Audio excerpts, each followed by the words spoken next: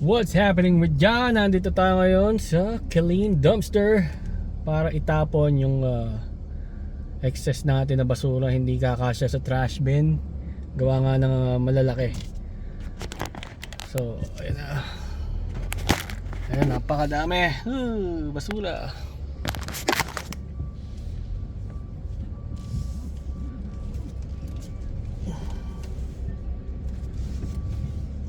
Doon daw tayo, dali.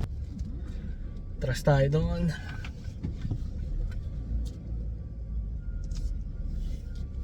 Ang downfall lang ng pagtatapon dito, syempre mga pabagsik. Mga bantot. Okay, ginaguide niya tayo mga kapatid.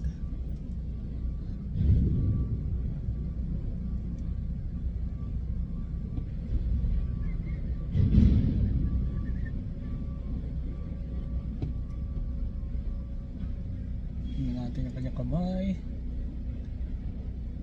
Oh. Ayos. So, teka na, at banatan natin to.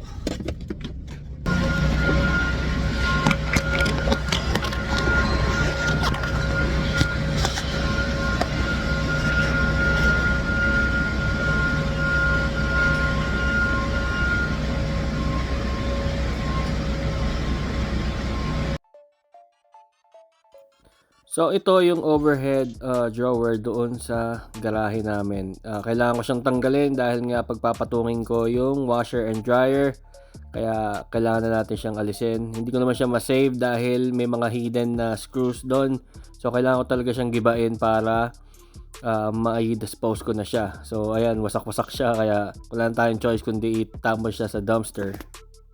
Sa part na to, halos halo-halo din naman yung mga tinatapon dito. Kaya may mapapansin ka talaga na amoy. And minsan talaga ay didikit sa damit mo yung amoy kapag masyado kang matagal dito. But fortunately, hindi tayo ganun matagal.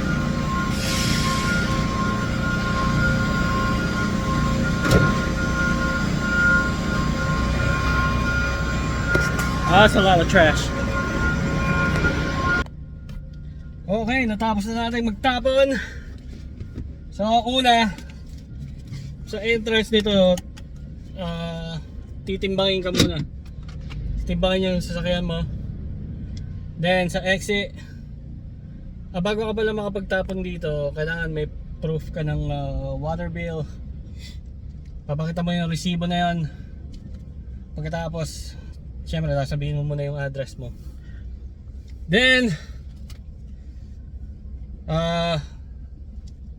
sa exit naman, after magtapon, sa exit naman magbabayad ka na kasi excess yun ng ng usual na bill mo sa pag pinipick up yung basura dito sa amin, may trash bin dun. So ito, papakita ko sa inyo. Ayan ang exit. So may timbangan dun. Then titimbangin ka uli. And hold on, tingnan natin kung dito pala yung cash natin. Ayan. Harap natin dito. Tingnan natin kung magkano yung sisingilin sa atin.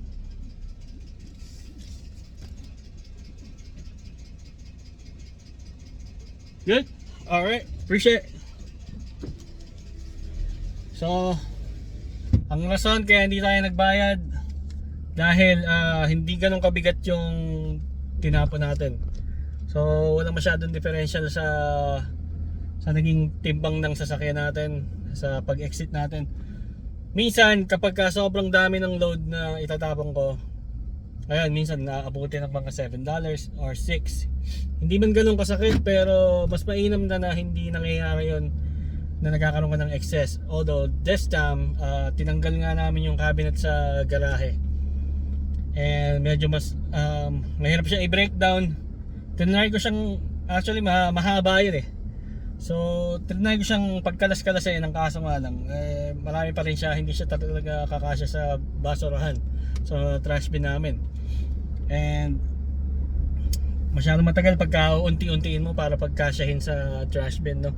So minabuti ko na na itapon dito dahil nga syempre kailangan na nating i-organize yung garahe natin. At isa sa pinakamalaking sagabal yon, malaki kasi siya. So ayan, nag-drive tayo papunta dito, mga 16 minutes na drive. Hindi ganun kalayo, pero minsan kasi abala din para sa minsan pag gusto mo na talaga magpahinga bago ka pumasok ng trabaho, no?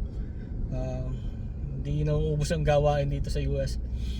Yep, share ko lang sa inyo ang pagtatapon ng excess na basura.